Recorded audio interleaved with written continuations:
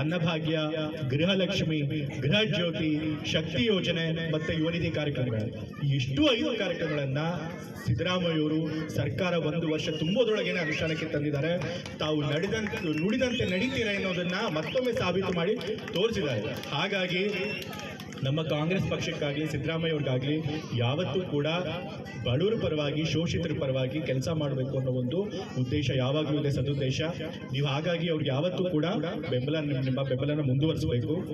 ಈಗ ಮತ್ತೆ ಲೋಕಸಭೆ ಚುನಾವಣೆ ಬರ್ತಾ ಇದೆ.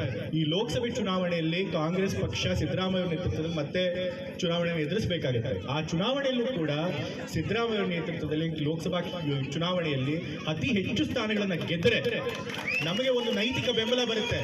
ನಾವು ಬಡವರ ಪರವಾಗಿ ಸರ್ಕಾರದ ಹಣ ಖರ್ಚು ಮಾಡಿದ್ವಿ. ವರ್ಷಕ್ಕೆ ಎಷ್ಟು ಖರ್ಚು ಮಾಡ್ತಾ ಇದ್ದೀವಿ ಗೊತ್ತಾ? ಈ ಕಾರ್ಯಕ್ರಮಗಳಿಗೆ ಸುಮಾರು 56,000 ಕೋಟಿ ಒಂದು ವರ್ಷಕ್ಕೆ. ಅಷ್ಟೊಂದು ಹಣನ ಸಾಮಾಜಿಕ ಕಲ್ಯಾಣ ಕಾರ್ಯಕ್ರಮಗಳಿಗೆ ನಾವು ಬಳಸ್ತಾ ಇದ್ದೀವಿ.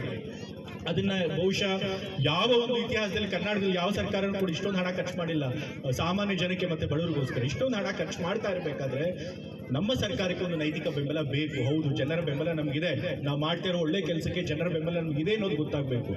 ಅದನ್ನ ನೀವು ಲೋಕಸಭಾ ಚುನಾವಣೆಯಲ್ಲಿ ನಿಮ್ಮ ಬೆಂಬಲ ತೋರಿಸೋದ್ರ ಮೂಲಕ, ಅತಿ ಹೆಚ್ಚು ಕಾಂಗ್ರೆಸ್ ಸಂಸದರನ್ನ ಗೆಲ್ಲಿಸೋದ್ರ ಮೂಲಕ ನೀವು ಸಿದ್ದರಾಮಯ್ಯ ಅವ್ರ ಕೈನ ಮತ್ತೆ ಬಲಪಡಿಸಬೇಕು. ಆಗ ನಮಗೆ ನೈತಿಕ ಬಲ ಬರುತ್ತೆ. ಮತ್ತೆ ಸಿದ್ದರಾಮಯ್ಯ ಅವರು ಶಕ್ತಿ ಹೆಚ್ಚಿ ಮುಂದಿನ 5 ವರ್ಷಗಳ ಕಾಲ ಇದೇ ಗ್ಯಾರಂಟಿ ಸ್ಕೀಮ್ಗಳನ್ನು ಮುಂದುವರಿಸಿ ಅವರು ಮುಖ್ಯಮಂತ್ರಿಗಳಾಗಿ ಕೂಡ ಯಾವುದೇ ಒಂದು ಅಡೆತಡೆ ಇಲ್ಲದೆ ಮುಂದುವರೆದಕ್ಕೆ ಸಾಧ್ಯ ಆಗುತ್ತೆ. ಹಾಗಾಗಿ ನಿಮ್ಮ ಬೆಂಬಲ ಮತ್ತೆ ಆಶೀರ್ವಾದ ಯಾವಾಗಲೂ ಇರಬೇಕು ಅಂತ ಹೇಳಿ ನಾನು ಕೇಳ್ಕೊಳ್ತಾ ಇದ್ದೇನೆ.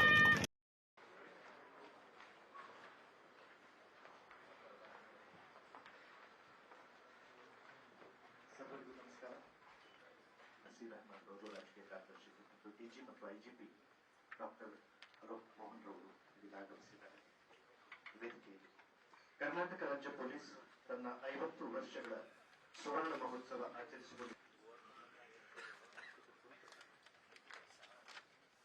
ಸಚಿವರಾದ ಡಾಕ್ಟರ್ ಪರಮೇಶ್ವರ್ ಅವರೇ, ಸನ್ಮಾನ್ಯ ಮುಖ್ಯಮಂತ್ರಿ ಅಪರ ಮುಖ್ಯ ಕಾರ್ಯದರ್ಶಿಗಳಾದ ಶ್ರೀ ಉಮಾಶಂಕರ್ ರವರೇ, DGI, ಇಡೀ ಜಗವನ್ನೇ ಅಂಗೈಲಿ ನೋಡಿ ಜನಮನದ ಈ ಜೀವನ